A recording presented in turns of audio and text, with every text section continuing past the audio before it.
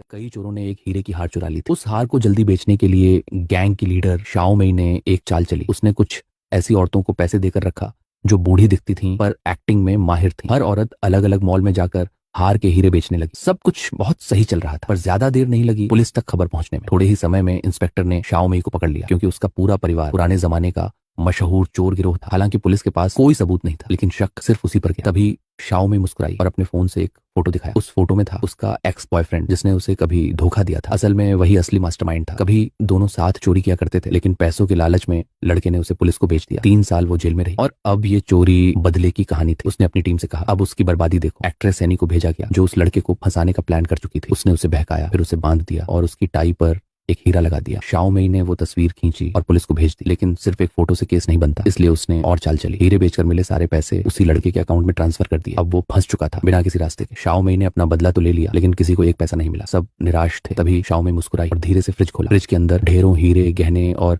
Jewellery रखी थी। असल में उसका टारगेट वो हार नहीं था, बल्कि पूरा ज्वेलरी एग्जीबिशन था। उसने पहले ही दिन एक प्रोफेशनल चोर को वहां भेज दिया था, जो सिक्योरिटी बनकर अंदर घुस गई थी। जैसे ही सबका ध्यान चोरी हुए हार पर गया, बाकी के सारे गहने चुपचाप बदल दिए गए। ब्लैक गर्ल की मदद से वो ज्वेल्स पीछे के गेट से बाहर निकाल लिए गए। सबके चेहरे सन्न। कोई सोच भी नहीं सकता था कि शाओ मेई इतनी बड़ी प्लानर निकलेगी। आखिर में उन्होंने वो सारे गहने बेच डाले और जिंदगी भर के लिए अमीरी में